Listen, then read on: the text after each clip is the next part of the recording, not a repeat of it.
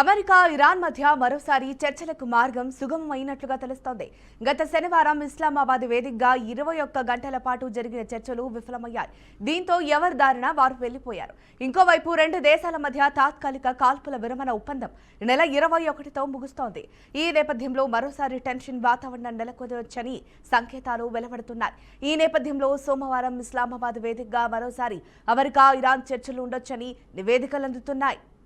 దీనికి సంబంధించిన మరింత సమాచారాన్ని అవుట్పుట్ ఎడిటర్ వెంకట్ అందిస్తారు. వెంకట్ చెప్పండి, దీనికి సంబంధించిన అప్డేట్ ఏంటి? పాకిస్తాన్ రాజధాని ఇస్లామాబాద్ వేదికగా మరోసారి చర్చలు జరగబోతున్నాయి అమెరికా ఇరాన్ మధ్య. మనకు తెలిసిందే గత శనివారం చర్చలు కొనసాగాయి, కానీ అసంపూర్ణంగా దాదాపు కొన్ని గంటల పాటు చర్చలు సాగినప్పుడు కూడా ఒక నిర్ణయం రాలేదు. ఇద్దరు కూడా ఒక ఏకాభిప్రాయానికి రాలేదు కాబట్టి వాళ్ళ డిమాండ్లకి వీళ్ళు అంగీకరించలేదు, వీళ్ళ డిమాండ్లకి వాళ్ళు అంగీకరించలేదు. సో మరోసారి భేటీ అవడానికి సిద్ధమవుతున్నారు. సోమవారం ఇస్లామాబాద్ వేదికగా చర్చలు కొనసాగబోతున్నాయి. అయితే ఇంకొక ఇంట్రెస్టింగ్ ఆస్పెక్ట్ ఏంటంటే ఇప్పటికే వాళ్ళిద్దరి మధ్య ఇరాన్ అమెరికా మధ్య ఉన్నటువంటి కాల్పులు 21 రోజుల కాల్పుల విరమణ ఒప్పందం 21st డేట్ ఇప్పుడు కమింగ్ 21st డేట్ ముగిపోతుంది. అంటే మంగళవారం అయిపోతూ ఉంది. ఏదైతే ఆ ఒప్పందం ఏదైతే ఉందో అది ముగుస్తూ ఉంది, దాని డెడ్ లైన్ ముగుస్తూ ఉంది. సోమవారం వీళ్ళు చర్చలు కొనసాగించబోతున్నారు. ఒకవేళ చర్చలు కనుక విఫలం అయితే మరోసారి చాలా తీవ్ర పరిణామాలు ఉంటాయనే ఒక అంశాన్ని అయితే అమెరికా అధ్యక్షుడు డొనాల్డ్ ట్రంప్ చాలా స్పష్టంగా చెప్తూ ఉన్నారు.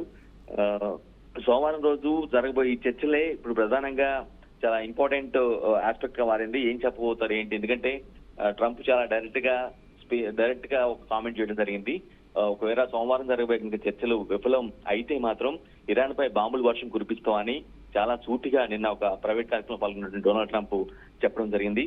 సో మరోసారి అటువంటి పరిస్థితులు తెచ్చుకోవద్దు, ఖచ్చితంగా తాము ఇచ్చినటువంటి శాంతి ఒప్పందానికి తమకు పూర్తిగా ఇరాన్ ని వైప్ అవుట్ చేసేంత శక్తి ఉన్నప్పుడు కూడా కేవలం శాంతిని కోరుతూ మేము చర్చలకు వచ్చాము. సో ఆబ్వియస్ గా మీరు ఒప్పుకోవాల్సిన అవసరం ఉంది, లేదంటే చాలా పెద్ద విపత్తు సంభవించే అవకాశం ఉంటుందని ట్రంప్ హెచ్చరిస్తూ ఉన్నారు. బట్ ఇరాన్ మాత్రం ఎట్టి పరిస్థితుల్లో అమెరికా పెట్టే ఆంక్షలు, చర్చల సమయంలో అమెరికా పెట్టే ఆంక్షలు కావచ్చు, లేదంటే వాళ్ళు పెట్టే డిమాండ్స్ కావచ్చు, అంత ఈజీగా సరెండర్ అవ్వకూడదు. తమ వంతు తమ ఆత్మాభిమానం కావచ్చు, లేదంటే తమ ప్రజల హక్కుల్ని కోల్పోకుండా తాము ఏదైతే కొన్ని వాళ్ళు చెప్తున్నటువంటి అంశాలు ఉన్నాయో వాటి మీద స్టిక్ అయి ఉంటామని ఇరాన్ చెప్తూ ఉంది. మరోవైపు ఏదైతే జలసంధి ఏదైతే ఉందో, ముఖ్యంగా ఆయిల్ ఎక్స్పోర్ట్ సంబంధించి గల్ఫ్ దేశాల నుంచి రావాల్సిన ఆయిల్ ఎక్స్పోర్ట్ వచ్చే హార్మోజ్ జలసంధి ఏదైతే ఉందో దానిపైన స్టిల్ ఇప్పటికీ ఇరాన్ నౌకలపై తమ దిగ్బంధనం కొనసాగుతుందని ట్రంప్ ఇంకో మాట అంటే మరోసారి హెచ్చరించిన నేపథ్యంలో ఇరాన్ చాలా ఆగ్రహం వ్యక్తం చేస్తుంది.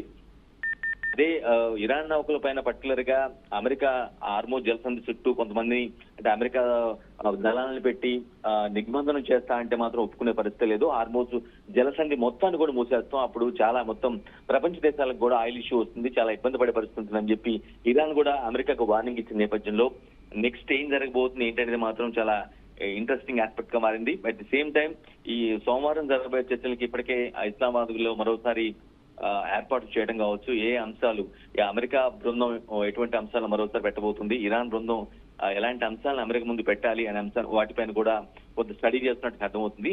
ఓవరాల్ గా 21st డెడ్ లైన్ ముగిసిపోతుంది. కాల్పుల విరమణ ఒప్పందం రెండు దేశాల మధ్య 21 రోజుల క్రితం జరిగినటువంటి ఒప్పందం ఏదైతే ఉందో అది మంగళవారం ముగుస్తుంది. సోమవారం చర్చలు జరగబోతుంది. చర్చలు సఫలీకృతం అవుతాయా లేదంటే విఫలమవుతే ఎదుర్కోవాల్సిన పరిస్థితులు ఏంటి?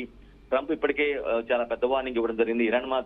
ఇరాన్ కూడా తమదైన స్టైల్లో తమకు ఏదైతే వనరులు ఉన్నాయో ఆ వనరుల్ని బేస్ చేసుకొని తాము కొట్టాల్సిన సమయంలో కొడతాము, దాని ద్వారా అమెరికాను నమ్ముకున్న దేశాలు కూడా ఇబ్బంది పడే పరిస్థితి ఉంటుందని ఒక పరోక్షంగా హెచ్చరిక ఇచ్చినటువంటి పరిస్థితి కనిపిస్తుంది.